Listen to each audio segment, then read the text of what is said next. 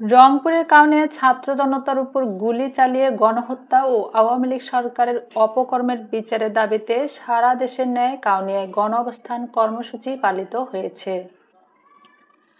15 August Kaunia উপজেলা জাতীয়তাবাদী দল বিএনপির আয়োজনে উপজেলা বাস স্ট্যান্ড মোড়ে আয়োজিত গণ অবস্থান কর্মসূচিতে বক্তব্য রাখেন উপজেলা বিএনপির আহ্বায়ক এমদাদুল হক ভরসা, সদস্য সচিব অ্যাড মোজাহারুল আলম বাবলু,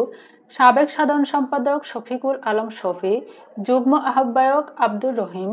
জামিনুর রহমান, আলমগীর চৌধুরী লিটন, সদস্য মতিয়ার রহমান, উপজেলা স্বেচ্ছাসেবক দলের সাবেক সভাপতি মানিক সরকার, যুবদলের ভারপ্রাপ্ত আহ্বায়ক আব্দুর রহিম, সদস্য সচিব আব্দুল আজিজ বাবু, সিনিয়র যুগ্ম আহ্বায়ক আলমগীর, যুগ্ম আহ্বায়ক ওয়াকিল শফিউল আলম মুক্তি,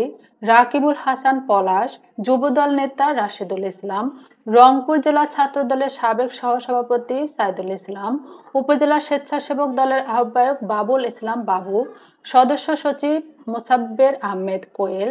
সিনিয়র যুগ্ম আহ্বায়ক মোসাব্বের, উপজেলা ছাত্রদলের আহ্বায়ক তরিকুল ইসলাম, সদস্য সচিব আপেল, বালাপাড়া ছাত্রদলের আহ্বায়ক হেদায়েত ইসলাম প্রত্যাশা সহ আরো অনেকে। বিক্ষোভ সমাবেশে বক্তারা বলেন, বিডিআর বিদ্রোহের ঘটনায় দেশপ্রেমিক চৌকস সেনা অফিসারদের বর্বরোচিত হত্যা, হেফাজতের আলেমদের উপর নিষ্ঠুরতম গণহত্যা, 17 বছর ধরে গণতন্ত্র পুনরুদ্ধারের লড়াই করা ইলিয়াস আলী সহ বিভিন্ন রাজনৈতিক দলের নেতাকর্মী ও সাধারণ মানুষকে গুম, খুন, হত্যা, নির্যাতন ও বৈষম্য বিরোধী ছাত্রদের নির্বিচার গুলি করে হত্যার প্রতিবাদে